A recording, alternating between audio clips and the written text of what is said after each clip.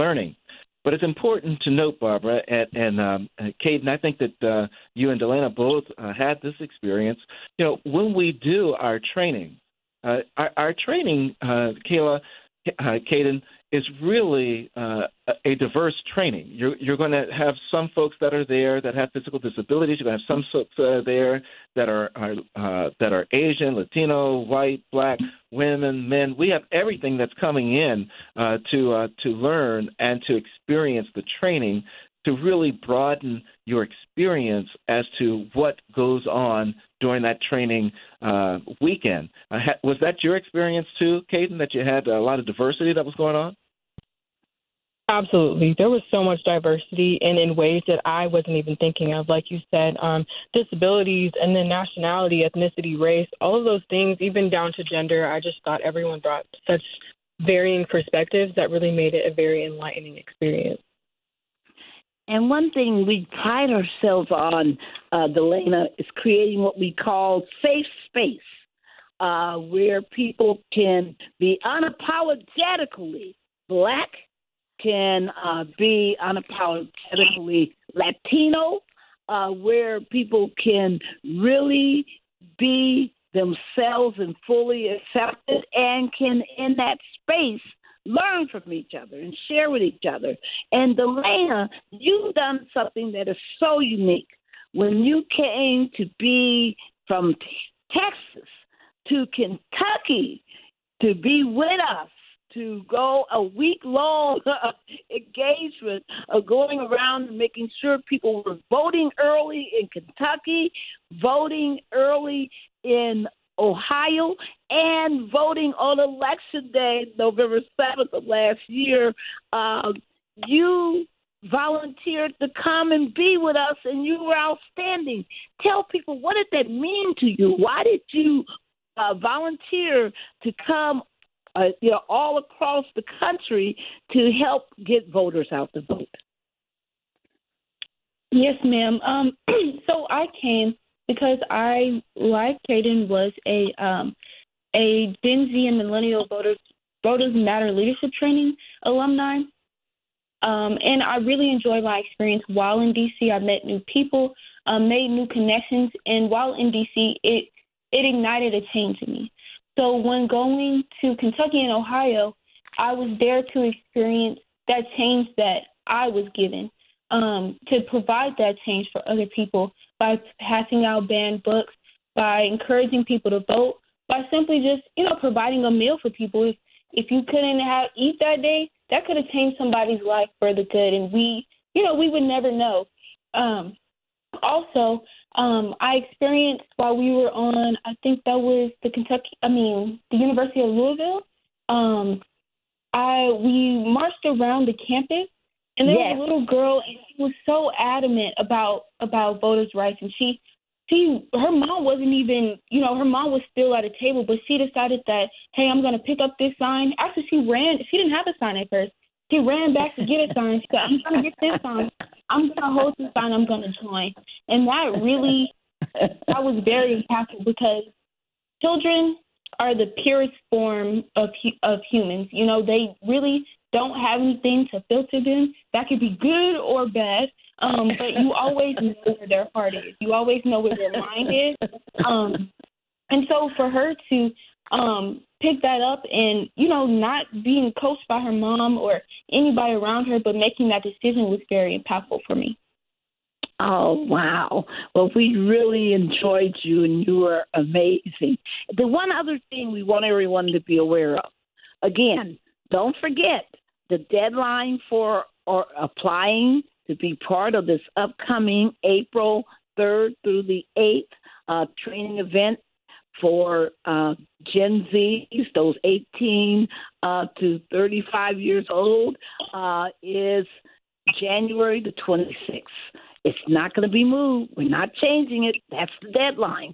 But also, everyone, you know that over our shows, we've been talking about Black farmers. We want to remind everybody that the deadline for people to apply to get up to $500,000 as part of that $2.2 billion fund that was created to redress discrimination in lending and other practices by the USDA, the United States Department of Agriculture. That deadline is January the 13th. January the 13th. January the 13th, everybody. You must, if you know a farmer, if you know somebody in forestry, if you know somebody with a ranch and they experience discrimination, they want to make sure that they get compensated. So we want everyone to be reminded of that deadline. Right, Daryl? Absolutely, Barbara. Be mindful of that deadline. Be mindful of the January 26th deadline. Yes. Because if your application for the training comes in after January 26th, we'll feel sorry for you, but we can't consider you.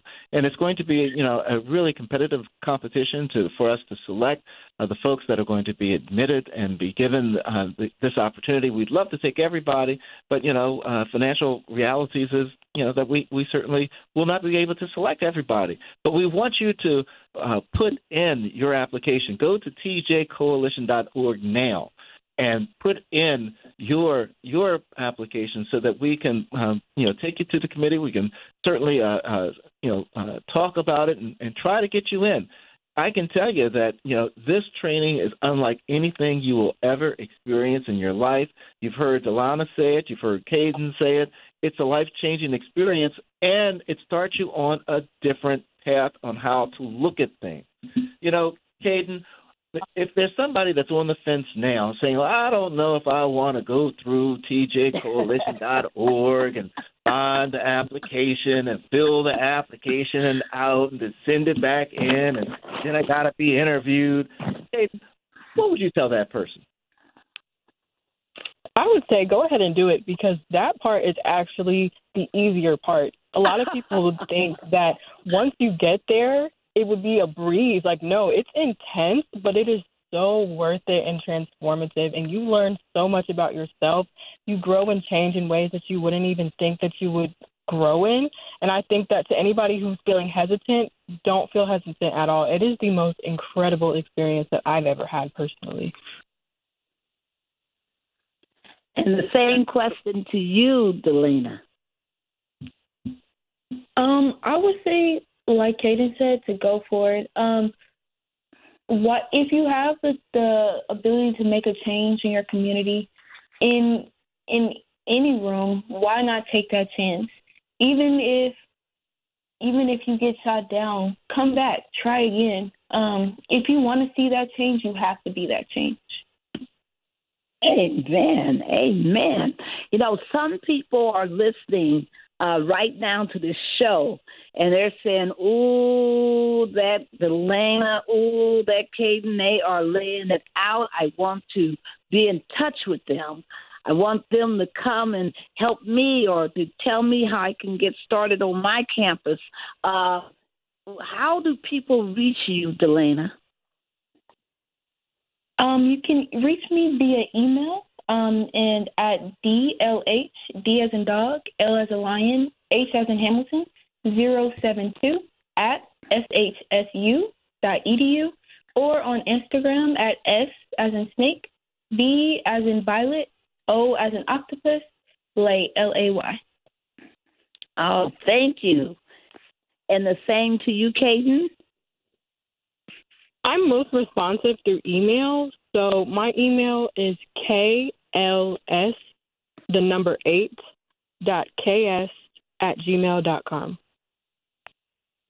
All right. Thank you. And ladies, before we end today's show, give us your 1-minute close, what you want to say to our national and international audience. You got people listening from 45 cities, 13 nations, thousands of people to this show all over the what we call the DMV, the Maryland and Virginia and Delaware area. What do you want to say in the District of Columbia? What do you want to say to people that they can remember? Go ahead, your closing statement, Dy'Lana. I would like to say, Gen Z, if we want to make a change, we we need what I like to call a AA battery: accountability and accessibility. We need to hold ourselves accountable, and we need to hold our peers accountable.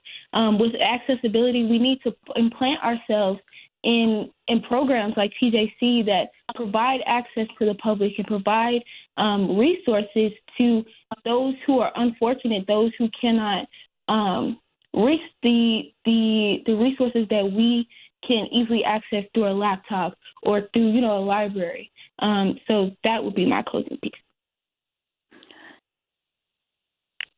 And Kayden, the same question. So when I left TJC, I went back and I told as many people as possible about the fellowship because it was just so amazing. I still talk to people from the cohort today, even people who go to my school who I became friends with through the experience. And when I was talking about the pushing for the early polling side, actually, 2 of the people who were leading it were former TJC fellows before I even went. So it just goes to show how much it really impacts its students and the people who come through the fellowship. It really ignites a fire in us that cannot be put out, honestly. And I think that anybody who has the opportunity should take advantage of it and just be the change that we want to see in the world through this experience. All right, now. And that's definitely the word of the day, Barbara, is to be the change that you're looking for. And that's what we try to push through the training. Folks, let me tell you, you're hearing much about college campuses and polling places, the attack that's on polling places on these college campuses. That's one of the things that TJC focuses on, is being certain that you have the tools necessary to fight back, to protect your vote. We're going to be down, Barbara, in Selma, Alabama. For the Selma Jubilee. And that's going to be one of the panel discussions that we have, is about college campuses and fighting back, Barbara. Isn't that correct? Absolutely. And you don't have to be a college student to attend, by the way. We got a lot of people who have gone, who were formerly incarcerated, have been part of our programming. We have people who work at McDonald's, other places, who have been part of our programming, people who are active in their churches. I just want people to know that this is open to anyone ages 18 to 35, but you must care about voting. Don't come in there about you don't believe in voting, because we're not going to accept you.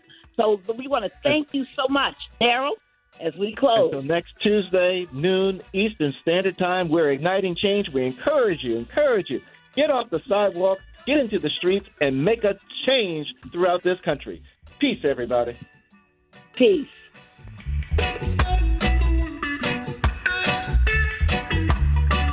News Talk 1450 WOL AM, where information is power.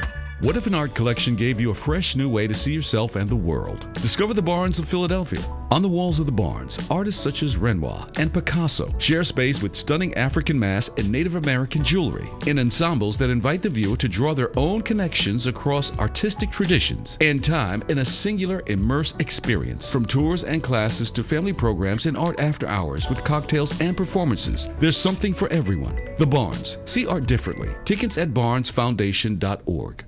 My name is William Yank. I'm a 23-year-old, 3-time leukemia survivor. Leukemia Lymphoma Society was this unforeseen blessing for me because I wouldn't have been able to get CAR T-cell therapy. Ways that I advocate for cancer is probably mostly through my podcast and my Instagram or TikTok. It's so vitally important that we have the Leukemia Lymphoma Society on our side. To give or get help, visit LLS.org.